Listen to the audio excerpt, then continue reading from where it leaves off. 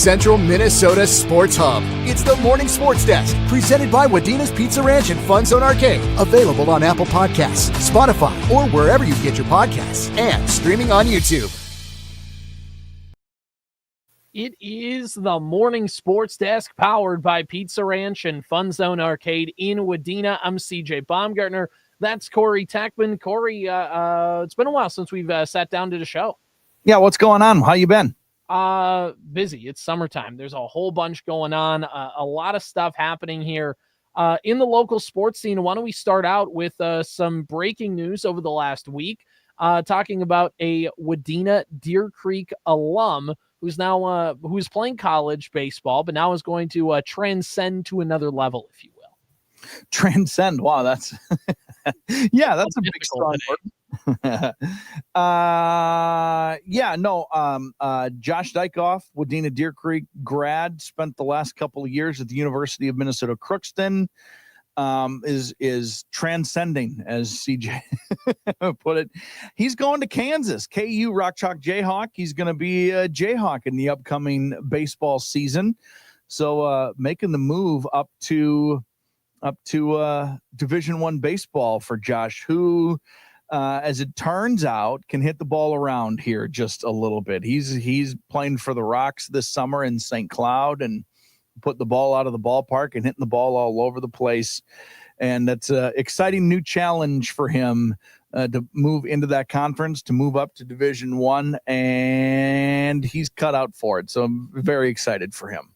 Yeah, it's a lot of really cool stuff kind of coming together, like you've talked about, playing really well at Minnesota Crookston, and then, of course, playing in Northwoods League. He did it last year, doing it again this summer. He has a .277 batting average, 3 home runs, 22 RBIs, I believe, throughout the summer here so far in the Northwoods League, which is just full of a bunch of really good college talent. And now not only going Division I, Corey, but going Power 4 as well, into a Big 12 conference that obviously it's not the SEC, but there's certainly some good baseball to be had in that conference.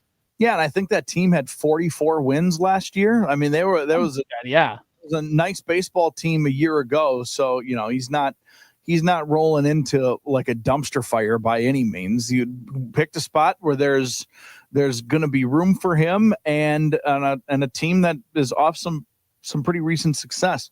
They went 43-17 in 2025, 20-10 in the Big 12. They were 20-7 at home, 20-7 on the road, 3-3 in neutral site games. Looking at some of the kind of postseason things that they had going on, it looked like they did play in the NCAA regionals, where they lost 11-4 to Cretin, and then after that lost 4-3 to North Dakota State in the Division I baseball tournament this year. But again, a really nice, that's a tournament team in Division I that he's going to try and help out with. So it's just a really, really cool thing. And it also adds to a cool level, Corey, just because it's a fun feeling when there's a player who's really good and you get to call their games when they're in high school, Yeah, it's funny. I was thinking about it too, because we've talked about Josh's older brother Jake, who's pitching for Fargo Moorhead. He's got 15 scoreless innings straight now in his last couple starts, and is really throwing well. And I've said this before, I think Jake's the best high school baseball player I've ever seen. His teammate with the Red Hawks is Colby Kaiser. And in a section championship game, I think it was a championship game. It might have been a semifinal. His Sabika Trojans won that game in 5 innings, and he struck out 13 of the 15 outs through a no-hitter. And then, he was just obviously dominant.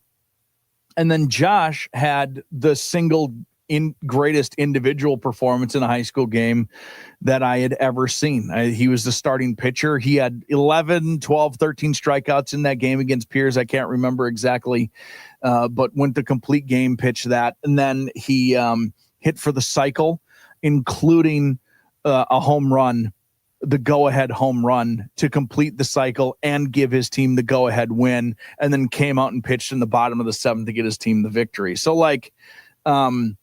Yeah, you start to put all of those pieces together and then start to see where they go individually in their careers. The fact that they did something so special in their high school careers, and that trajectory that they've now been on to be a part of that, even now from a distance, is pretty sweet. Yeah, exactly. It's really, really cool. And I think it kind of goes back to, like you talked about before, Josh Dykhoff's game in the state tournament, or in the section tournament rather, for Wadena Deer Creek, and the things he was able to do. And I think after that game, if you would have gone back to your past self and said, by the way, when he's a college junior, he's going to be playing at Kansas, what would you have said? Yeah, it seems right. He's really good at baseball. Really good. He's really,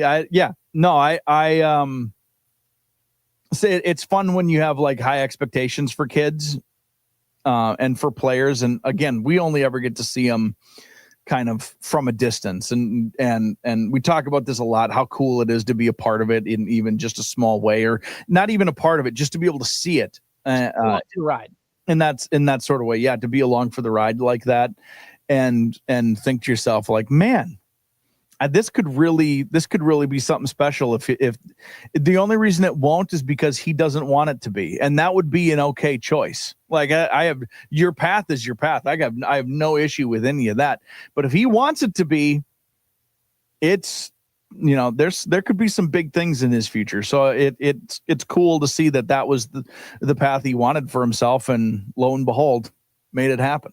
Yeah, congrats to Josh. Gonna be again playing for Kansas baseball coming up next spring or February or whenever they start their seasons. Anyway, Rock Chalk Jayhawk or whatever they say down there. All right, Corey, we got a little bit of state sports to talk about, including a Twins All-Star and one who got snubbed. We also have Kirk Cousins talking about regretting leaving the Minnesota Vikings in the season 2 of quarterback. All that coming up, but first we got to talk about the good folks at the Pizza Ranch and FunZone Arcade in Wadena. Corey? Well, it's Wednesday today, but I do want to remind you about the big Tuesday that happens at the Pizza Ranch and FunZone Arcade in Wadena. Tuesday is Kids Day, where kids 10 and under eat free with a paying adult. It's a family favorite at our house. I know it is at your house too, because it wasn't just 2 weeks ago where you're like, I gotta get out of here. We're meeting everybody over at the Pizza Ranch for a little supper tonight. Remember that? Mm-hmm. There's party rooms, obviously buffet options to help anybody and everybody find the food that they love. And then darn near 30 arcade games in the Fun Zone. So take advantage of the Pizza Ranch and FunZone Arcade, whether it is for your party, whether it is or just for your lunch here today or any day. And then Tuesdays, bring the kids. It's Kids Day at the Pizza Ranch and FunZone Arcade in Wadena. All right, Corey, let's talk a little bit here about the Minnesota Twins. They're 44-47. Got a win yesterday against the Chicago Cubs. Belted 3 home runs in the bottom of the 8th inning. Sure did. Boy, wouldn't that be nice if they could do that all the time. You got obviously home runs from Willie Castro. Who's the first one to hit the home? The first one. You had a home run by Castro. You had a double from Correa, and then you had a Bader tot reaching the second deck. Harrison Bader's hit 11 home runs this year, and I think he's hit 4 in the last 4 days. So certainly been nice. This is how silly this was. Jeffers hit his home run. Castro followed it right up. And then Correa took an absolute cheese ball right down the middle of the plate for strike 1 and for strike 2. And this is one of the few games that was on TV. I was able to watch it last night. And I was yelling. at the TV, like, Carlos, what did you think was going to happen? He just gave up 2 straight bombs. What, you get ready to swing, my guy. He's got to try to get ahead of you and work this to his advantage. What are you doing? And then on the 4th pitch of the at bat, he hit maybe the hardest ball of the inning in a double into the as a core. I thought he gave up 2 pitches that could have ended up in back to back, and then he roped a double anyway, so it didn't matter. hit off the glove of Ian Happ. And the way Correa reacted running down the bases, I think he thought Happ was going to catch it just based on his luck this season. He's like, of course. Like, I just screamed that. And the outfielder's going to dive and make the catch. Nope, went off the glove. He kind of trotted into second base. And then Bader said, don't worry, I gotcha. And just absolutely launched one. And then they brought in a position player and then got outs. By the way, the Twins did all of that without recording an out. Like, they got 6 runs without recording an out. Where is that? That reliever, somebody, I can't remember his name, whatever, doesn't matter. He left the field. Somebody quoted it with his name. And it's just that clip of Bob Costas pointing toward the heavens. Yeah. And some departed relative, probably for forgiveness for this atrocious performance. Mm-hmm. Like, just taking your team completely out of a game. You're like, it's 2-0. Hey, hang a 0, and we got a chance in the 9th to go, like, let's make it a game. And instead just boom, boom, boom, boom within like 6 pitches. It's like, well, we lost. And meanwhile, the Twins bullpen pitched exceptionally well. I saw a post-game interview. I listened to some of the post-game with Rocco, and, they pulled Woods Richardson. Yep. Did he get 6 or was it just 5 innings? 5. It was 5 innings, and he'd only thrown like 61 pitches. It was a really, really low pitch count. And even in the moment, you're like, this is an odd choice, but I guess whatever, that I do agree with, like, if the numbers aren't going to line themselves up correctly, it's a close game. It's not, if the Twins would have been up 7-0, then you let them keep going, but it was close, whatever. And then like, I think like it was 2-3-4 was due up in the 6th. Yeah. And Rocco said, he goes, it was just one of those, like, in these sorts of situations, what I really rely on is it's not just vacuum in the moment sort of picture. We're often off day. Yep. And our bullpen has been really good this year, and they were all rested up, and they were all All-Star break is coming next week. The middle of the order is coming up. The score was 2-0. Like, it just was the thing that made the most sense in the moment. And I'm trying hard to not, like, you judge the process. You don't want to judge the results. You want to judge the process. Mm-hmm. And when you hear him explain it that way, even if you disagree with it, you're like, well, at least it was. Sometimes I think fans think it's willy-nilly. Right. It's nice to hear him explain, like, this is the process. These are all of the things I'm thinking about above and beyond 5 innings and 61 pitches. There's a dozen other things I need to think about as the manager. And he explained that decision and explained that process. I thought it was a really interesting listen and a good point. Yeah, exactly. And I think too, exactly. I think fans sometimes look at the pitch count, because I always remember growing up, my first, like, watching baseball every day, it was like 100 when a starting pitcher got to 100 pitches, and that was kind of the threshold. You'd have, like, guys like Burt, or you'd have some of the other guys, like former pitchers, be like, they can go another, like, 100. And I used to throw 140 pitches a game. They also topped out at 91 miles an hour. But that's beside, like, these guys now throw 97. There were obviously few exceptions, but those guys are super freaks, and there's nothing Bob Gibson threw the ball 1,000,000 miles an hour, and Randy Johnson and Nolan Ryan. Like, there's exceptions to the rule, of course. Burt Blyleven's Hall of Fame pitcher, but he wasn't one of those. He's not an exception guy. Right, exactly. Could he have thrown 96 miles an hour to 98 miles an hour? 100% he could have. Yeah. But that was not anyway. Yeah, exactly. Yeah. And so, like, I think people sometimes, and so now, like, everybody used to hate that, but now everybody goes, oh, he hasn't even gotten to 100 pitches yet. Like, people think 100 pitches is when you should be pulled, and not necessarily, like, again, it's he needs a real feel for the game, but then you're looking at the arbitrary pitch number is like I'm like, generally speaking, people are looking at it's like, there's like you said, there's a little bit more feel to the game, and there's some things that have to be taken out. I remember talking about this with somebody about Simeon Woods Richardson specifically, because I said, like, he's a young pitcher. This was last year. I said, he's a young pitcher. Like, you want to protect him from going that third time through the order. And somebody brought up his stats of the third time through the order, and they were at the time really good. And you think, like, oh, well, why doesn't he? His numbers are really good. And the thing is like you said, it's in a game where the Twins are probably up 7-0, and you let him go a third time through the order, and he just ends up working it out. So you have a small sample size that went well. Then it's like, oh, well, he only has a 200 opponent average of the third time through the order. Why are we not letting him go? Because the Twins are being a little more careful. And like you said, coming off an off day, game one of a series, and you have the All-Star break coming up next week. Like you can kind of ride the bullpen a little bit this week. You're okay to do that. Plus, your team you need to win in this stretch. You need to win these games, and you're up 2-0 in the middle of a game, and your offense hasn't really been that strong. So you need to kind of keep it where it's at. That's totally fine. Yeah, I just appreciated the, like, it's not binary. It's not he's only at 61 pitches, so he gets to keep pitching. Now, if you were to ask me, would you like to see that guy be given a chance? Of course. 100%. But there's a little bit of this, like, leave him wanting more. Let this be the thing that is like, hey man, trust me.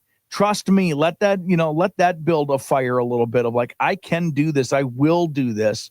But we're at the halfway point, obviously just a little over. We're at the halfway point of the season. Pitching has been weird this year. His arm is going to be very important down the stretch if the Twins want to make a run. He explained the process and the decision, and I at least understand it. Even if I don't agree with it 100%, I understand it and respect it. It's the general fan argument. Like every time I see Joe Ryan throw, I want him to throw like 7-8 innings. Like I want to see Pablo Lopez go the distance, of course. But in the terms of like trying to win the game the day of, like that's just the kind of calculus you have to put in. There's also another thing with a young pitcher like Simeon Woods Richardson, although now he's a young pitcher, but he's starting to creep into veteran status now. He's pitched enough games, but like there's still this thing of like he's been kind of rocky this season. Although his last 3 starts, he has an ERA of under 2. Mm-hmm. So he's had a good run, but there's a thing of like you pitched 5 shutout innings and like you had a good day and you've been kind of shaky throughout the last month. Take the win. Let's not bite off more than we can chew. You had a good day. Let you like sit on that. I threw 5 shutout innings against a first place team today. And like, don't like try and get another inning. And then you get chased with the bases full and maybe they tie the game. Maybe they don't. But then all of a sudden, like a really nice outing turns into, it was okay. Like it's that kind of thing too, of like the mental game of like trying, like you said, it's the give and take of like, I want to show him I have faith in him, but also I want to let him like enjoy the good day he had without kind of ruining it in a sense too. It's a fascinating thing that a manager has to go through. There are a lot of, I think we all agree that a baseball manager has less impact, generally speaking, than like a NFL coach or an NBA. You know what I mean? Like X's and O's especially. But there's more than one thing they consider when the decision is being made. And this time it happened to work itself out. Maybe other times it won't. It was refreshing to hear an honest, this was the process and this is why I made the decision. It was just a really like honest answer in a press conference after a really nice win, which you're going to get those answers a little more in that situation. Right. Exactly. He's going to be a little more willing to talk about the process when things went well. And yeah. I don't need to belabor this point. But I don't know if Rocco's good, but I don't know that he isn't. Like, I think I like him. Listening to that answer and how he handled that situation. And there was a pregame interview that I saw before the game. Like, I do pretty much always like what he has to say about baseball when he's given the opportunity to talk about baseball. I still don't know if he's good. His teams have not been great. They've at least been very hit or miss. But I don't necessarily believe he's the problem. No. And this is the other thing too. Like I'm in the same boat. Like I can't tell you Rocco is like a great manager. And if you get rid of him, this team is going to fall apart and like, that's not what I'm saying. But also there's just this, it's easy for the fan base to blame the manager when things go wrong because like most of the fan base doesn't know who Derek Falvey is. Like they just don't. There's only so many people you can recognize, and Derek Falvey's not in the dugout every day, and he's not answering questions from the media every day. His name's not in the newspaper every day. I get it, but also so Rocco Baldelli just takes a lot of slings and arrows just for being the manager, which it kind of goes with the territory of any coaching or managerial job. And I think I don't know that I don't think that he's bad, but that doesn't mean he isn't. Right, but he also has 500 wins as a manager. He might not be great. It doesn't mean he isn't. It's right. I think he's this sounds dismissive. I think he's fine. Right. I think Rocco is when I say adequate, I don't mean like meh. Yeah, he'll suffice. I mean like sufficient. Like I think he is a perfectly adequate baseball manager. And I mean that complimentary, not dismissively. Well, exactly. And that's the thing. And as long as the clubhouse still buys into, if Rocco loses the clubhouse, then obviously that's a different conversation and you just have to make a change. But like, if he still has the clubhouse, like I know everybody was up in arms last week about Rocco getting announced that he was going to get an extension, or at least like his option was picked up for 2026. And it was like, oh my, like, I don't think that's the biggest thing that you need to worry about. But again, it's this thing of like Rocco just, it seems like to the there's a small but loud portion of the fan base that obviously the Rockhead, like good move Rockhead, way to pull him after like whatever. There's going to be a fan. Those same people ripped on Gardy every single second. And then now they're like, I miss Gardy. Like it's really easy to complain on the manager. But like Rocco Baldelli is a guy who does think about baseball and is a guy who is smart. Like do I think he's the greatest manager in the league? No. But do I think that like he's competent? Yes. And it's like you said, I'm saying that like complimentary, not like he's competent, I guess. I don't know. Like he does the job. I don't know what much more Rocco Baldelli is supposed to do other than have his players play better, which like that's a players / front office discussion. Correct. Almost more than this Rocco discussion. All right. Byron Buxton's an all-star, so that's cool. Potentially the greatest season of his career. I think we could, obviously we're only halfway through the year and he was doing a lot of this stuff in 2022, although there was a lot of the rest day conversation with him that year. But I mean, Byron Buxton getting a second career all-star nod. It's a shame that he's not the all-star starter because honestly, this is why I hate fan voting. Javier Baez, Detroit Tigers fans wanted to throw him off a cliff 12 months ago. And now they act like they love this guy. They just voted him in because when fans go to vote for their team and good fan bases will vote, they just vote everybody on their team. They vote their entire starting lineup. So Javier Baez being the starting center fielder in the All-Star game just makes you want to jump off a cliff. But because Byron Buxton should be the starting center fielder in the All-Star game this year for the American League. He's been the best center fielder in baseball this year. It's like a player vote or something. Like the number of player recognitions that he got to get into the All-Star game was like a record or like historically higher. So I don't know the like exact specifics of it, but the league knows how good he is and recognizes how good he is. This is the full interpretation in this first half of the season of who we thought Byron Buxton should be for a career. This is the iteration of that. We all know the buts when it comes to Byron Buxton. And there's a half a season of baseball to still exist. And there's a lot of what ifs that happen in that. But we also know when Byron Buxton is playing baseball, he is as good or better than everybody else who's playing. Yeah. I mean, he's great. He's fun to watch, and he's somebody that opposing fan bases will root for all the time, just because he's just a really likable player. And there's a million trade discussions that we're not going to talk about on this show, but like everybody's talking about it because people want Byron Buxton. He's an exciting player. He's a fun player. And not only is he making his second All-Star appearance ever, which is awesome, he's also going to compete in the home run derby because, Corey, he has 20 home runs and 53 RBIs just over the halfway point of the season. That's assuming it's not double that, but let's say he finishes with like 97 RBIs and 35 home runs. It's a pretty good season. Yeah, it's a very good season. He's awesome. These are the things that we wanted and expected out of Byron Buxton since the very beginning. So it's just thrilling. If you're a fan of a baseball team, you want players like Byron Buxton to be playing for your favorite team.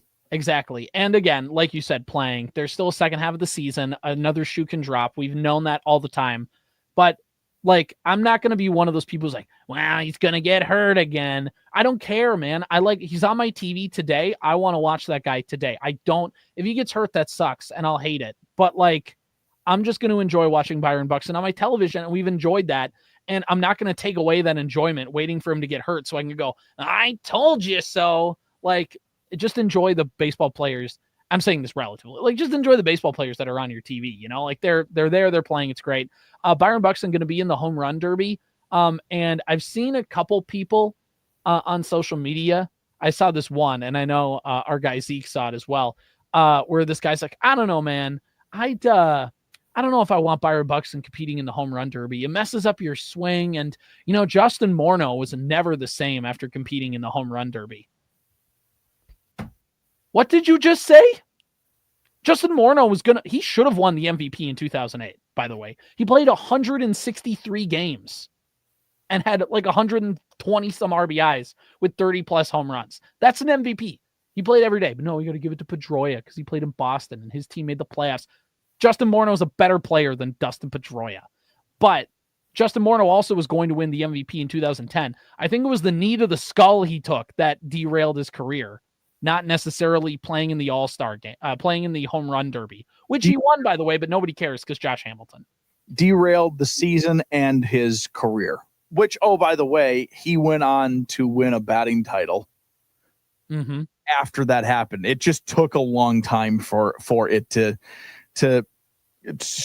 tighten the screws back down a little bit in his brain. It is, if you wanted to do a what if in Minnesota sports history, Justin Morneau's knee to the dome is Justin Morneau's a Hall of Famer if he doesn't take that knee to the dome, like a Major League Baseball Hall of Famer. He's a 2-time MVP and a batting champ. Yeah. He's a Hall of Famer. Mm-hmm. With a really good peak. Like, he was the best player on a team that features Hall of Famer Joe Mauer. Mm-hmm. The most impactful player on a team that features Hall of Famer Joe Mauer. Yeah. Pretty good. Anyway, I don't care I want Byron Buxton to be in the home run derby. You want to know why? Because I want to see Minnesota Twins on national stage events. I'm just annoyed because now I have to watch the stupid thing. You know, maybe he'll be out in the first round and then he'll be like, okay, cool. We'll change the channel. But I'm going to have to wait for text messages from you and Zeke to let me know when he's actually hitting. Please, God, let him hit early. You know what I found out? I was watching the game yesterday, which, by the way, really fun with Morneau, Plouffe, and Perkins and Pablo Lopez on like a 4-man Manning cast almost. Yeah, it wasn't bad at all, was it? That was fun. It's a fun gimmick. I don't think they could keep it up the whole season, but I'm glad like they're doing it. Like, I think it'd be fun to do for a while. I don't think you can make that work over the entire season. They'll run out of stories, but right. But like it was fun. Anyway, but like they mentioned that the first ever home run derby was at the Metrodome in 1985. Interesting. Because the Twins hosted the 1985 All-Star game. Mm-hmm. So the first home run derby, and Audra Martin, I think, messed it up. She said St. Paul Apollo, but I think she was trying to say St. Cloud Apollo, was like state champions that year. So they got invited to like shag the home run balls. Oh, that's cool. And I can't remember which. I think it was Ryan Sandberg hit one to center field and like a kid from Apollo robbed it. And I can't remember if they're like, oh, that didn't count in the home run derby then or something like that. But it's just like, it's really cool that the home run derby started at the Metrodome. Maybe that's why they call it the Homer Dome. Maybe. Yeah, I had no idea. That's cool. Yeah, that's a cool little tidbit. But the other cool tidbit, and then we'll talk football here, is that Byron Buxton, I said he's going to do the home run derby in large part because his kid plays him in the home run derby on MLB The Show. And he's like, it's just going to be a really cool moment to get to do that in person with my kid. I don't think his kid's going to throw him balls. I don't know who's exactly going to do that for him, but like, he's like, why wouldn't I do this? Plus he's from Baxley, Georgia, which is the All-Star games in Atlanta. Why would you not do all this? Do it. I don't get why anybody would opt out. I just it's the most fun. It's the most of my swing. You're just hitting a ball for 2 hours, man. It's not a professional baseball player. How about don't do your job and screw around and have a blast and then go do your job when it's time to do your job again. Mm-hmm. This is a reward. Can I throw something at you really quick about the All-Star game that I saw? I was going to share it with you, but I wanted to save it and surprise you with this take. Okay. I saw a take that said the Major League Baseball needs to start owning its sense of Americana. because when you think about America, or when you think about baseball, it's America's pastime, right? It's America's game. It's take me out to the ball game. It's the big giant flag in the outfield. You know what I mean? Right.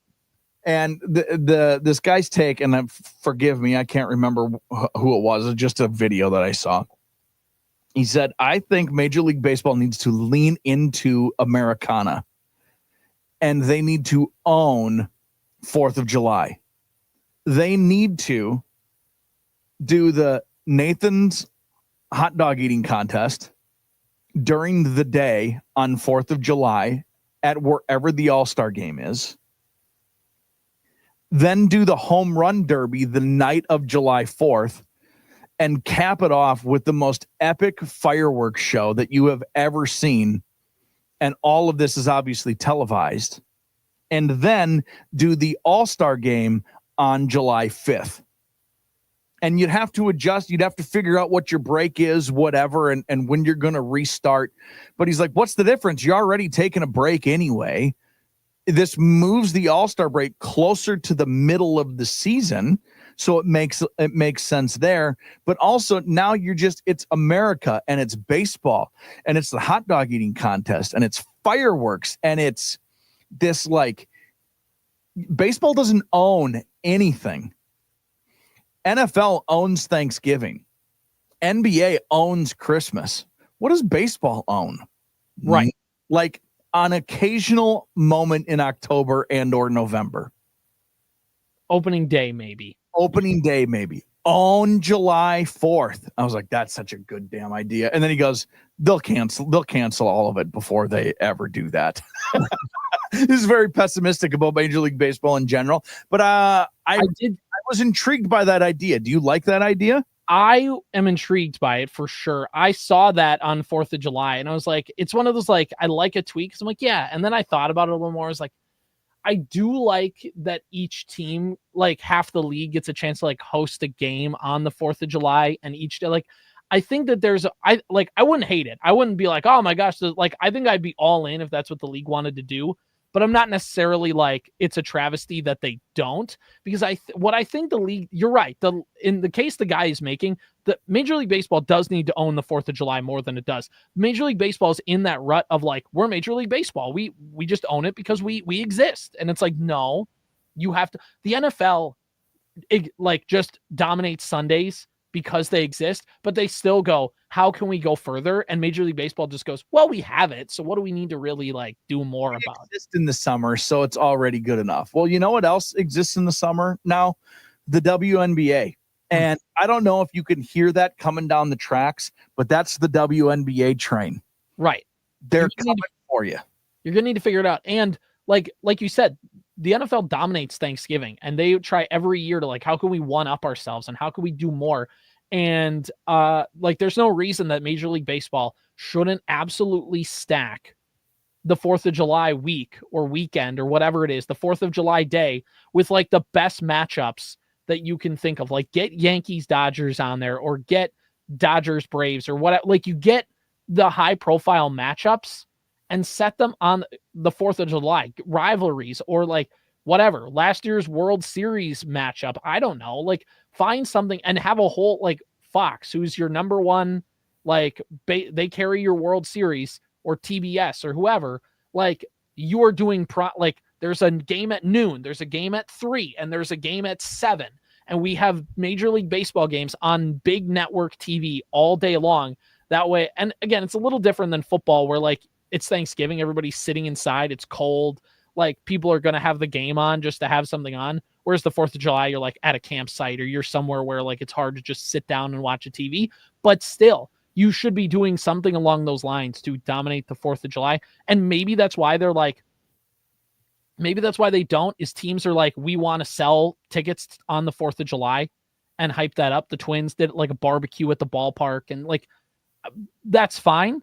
But teams, like, if teams are not going to make the most of it, and if Major League Baseball is not going to make the most of it, yeah, why not? Why not? You know who played on July 4th against each other? The White Sox and the Rockies. An American tradition. That ain't doing it. They had the Blue Jays playing at home on the 4th of July, which, whatever, it's not a Blue Jays thing, but you're making a team that's based in the United States play on the road for the 4th of July. Mm-hmm. Like, let the Blue Jays play at home every year on Canada Day. They get to play at home every single time. But then they have to play on the road every 4th of July. If Major League Baseball did it, I think I'd be all for it. Right. And then everybody else who's not an all-star gets to go home.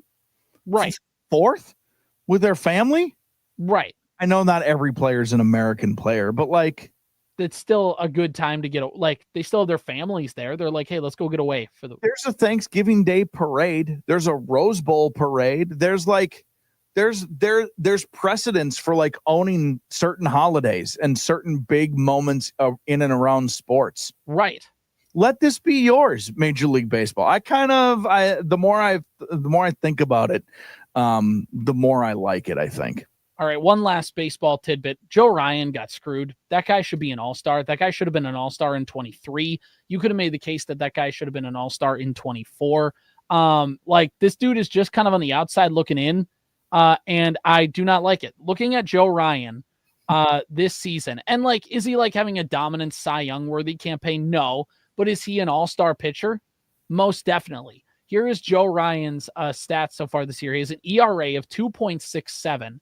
He has 10 strikeouts per 9. He's under 2 walks per 9 and only 1 home run per 9. His weighted ERA, or expected ERA, so basically trying to adjust, is still 3.19. His fielding independent pitching, which is on an ERA scale, is 3.25. He has accumulated 2.4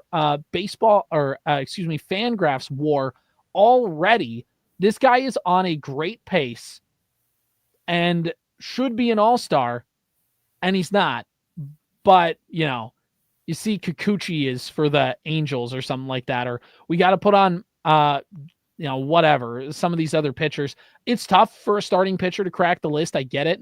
Joan Duran maybe could have had a case as well, although I'm more upset about Ryan than I am Duran, even though Duran, I think, was worthy as well. But relievers are just a smaller roster to crack. It's just frustrating because that guy has put together like 3 different seasons of like, I could be an all-star, and just kind of has gotten left on the cutting room floor. And I think Joe Ryan, hope maybe like somebody opts out and Joe Ryan can get in on the roster. That dude has deserved an all-star for at least the first half of his last 3 seasons. I have nothing to add to that. It's just it's too bad. It's just too bad because he has earned it. He's just earned it. There's no other way around it. You said everything that needs to be said about it. My exclamation is, guys who earn it need to be in this game. They don't need to play. They don't need, like, it needs to go on their record. Right. Well, exactly. And people go, well, what's the big deal? It's fan voting. You want the fans to be engaged. I don't mind that the fans vote on the All-Star game. That's fine. But then why do we it's the same thing with like Pro Bowl in the NFL. If they just let anybody into the Pro Bowl, then why are we using Pro Bowls to teams use hey man, you didn't make the Pro Bowl. You didn't make the All-Star team last year. We don't need to pay you as much money as you're asking versus you know what I mean? It's used in negotiations. It's used in how we judge a player's legacy. This stuff is important that you get it right. It's whatever, who cares? But anyway, Joe Ryan's earned it. It's a shame that he didn't get it. I think he would have gotten it if Byron Buxton wasn't having the season he was having. But the other part of this too is the Twins have been pretty bad. Right. If the Twins were good, if the Twins were even above 500 or in a playoff position, there's a chance they get in. Because remember, the Twins a couple of years ago weren't very good, and they still sent Pablo Lopez and Sonny Gray to the All-Star game. So,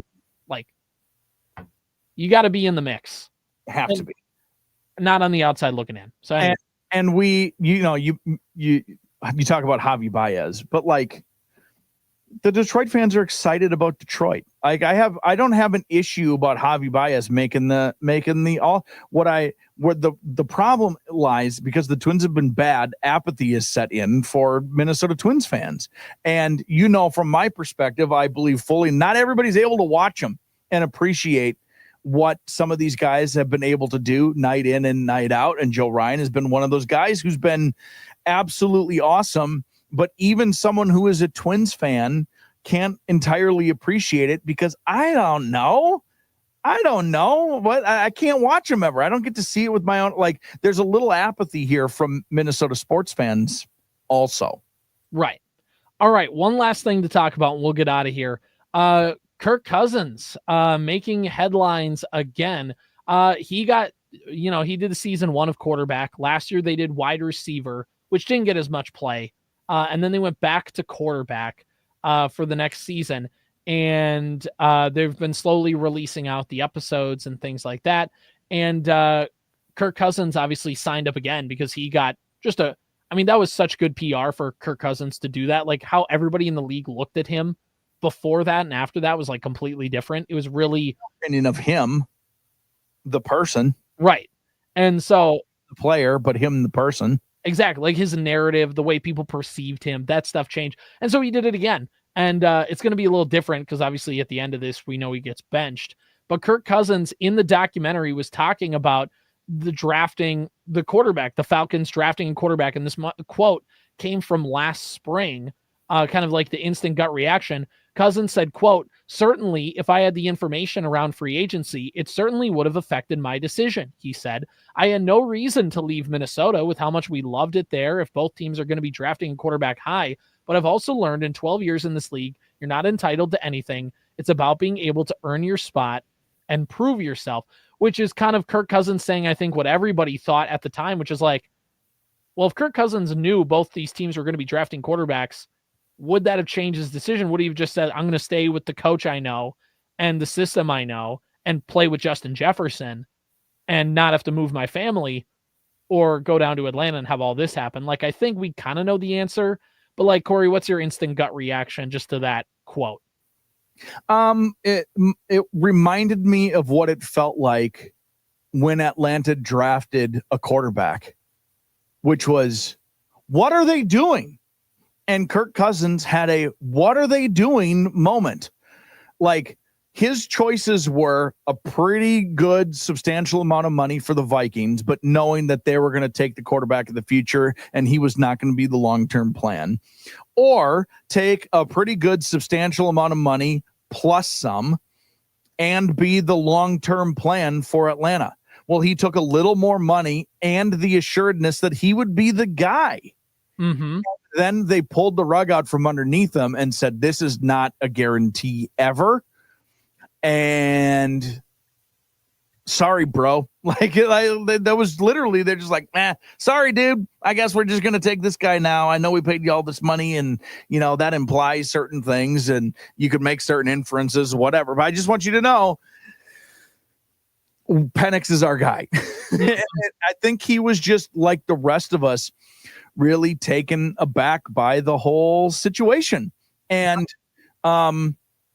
if you want to extrapolate just a little more, this is why I think the Vikings are spoken so highly of and why we hear things, because the Vikings are, as an organization, it seems like well respected right now. Mm-hmm. And we're just very transparent with him.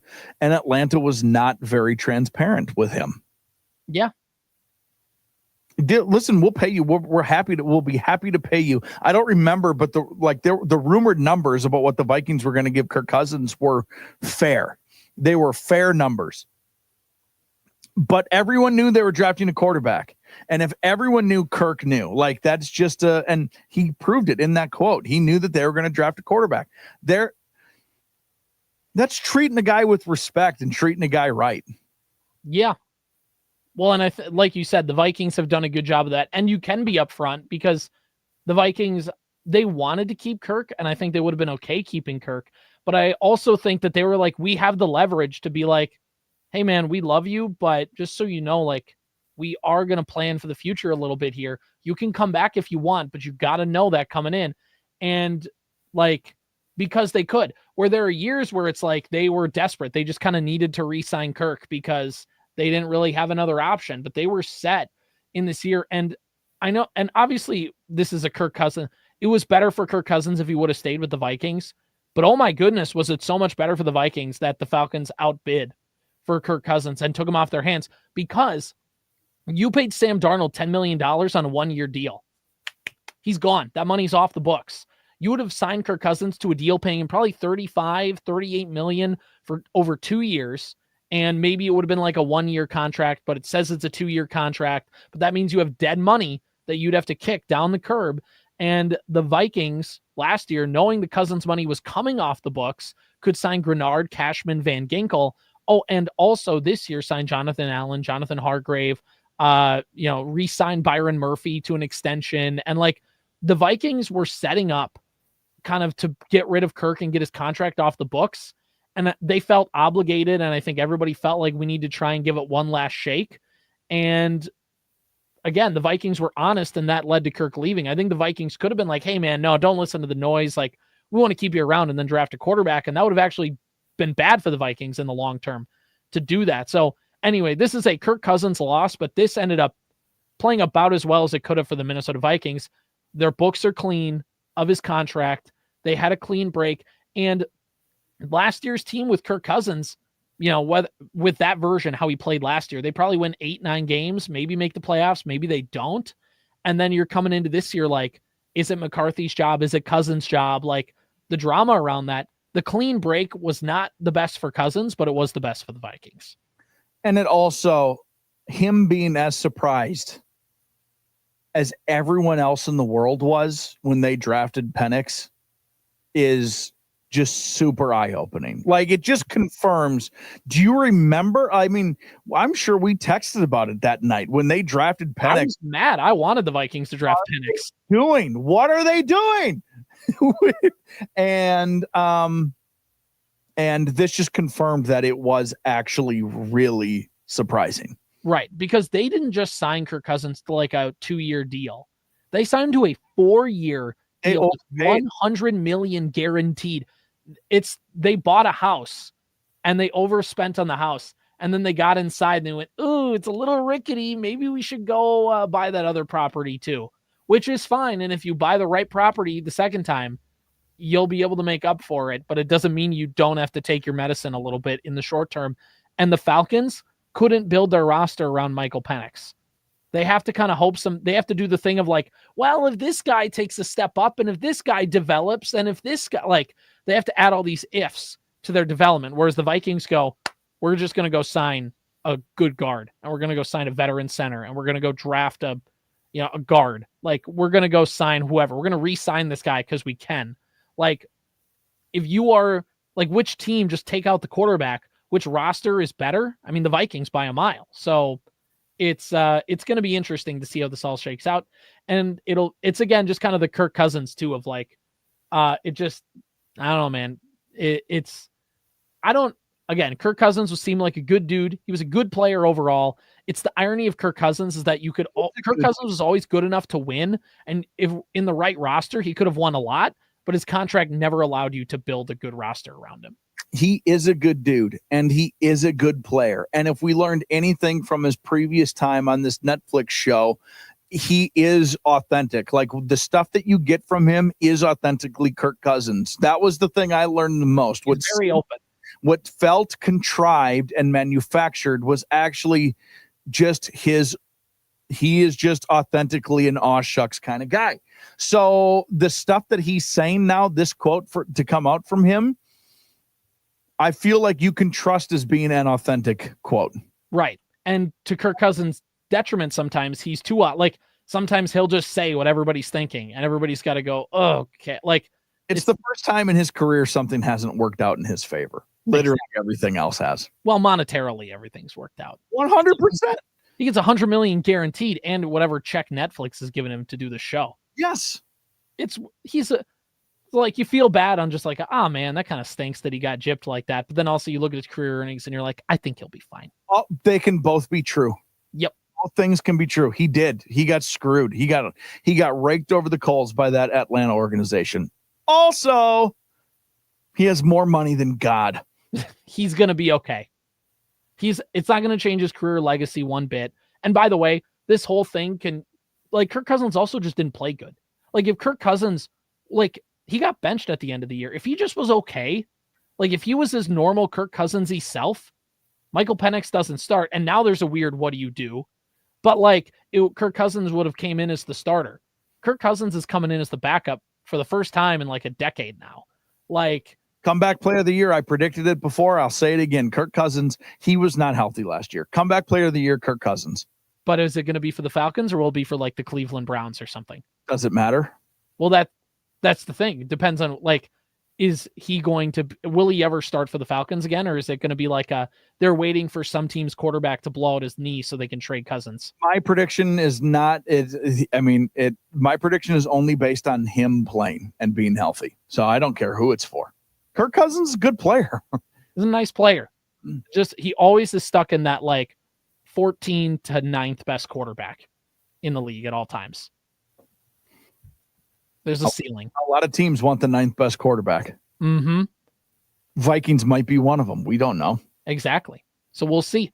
The problem wasn't Kirk Cousins. The problem was never Kirk Cousins' production. It was always the salary limiting what you could put for production around him. Yep.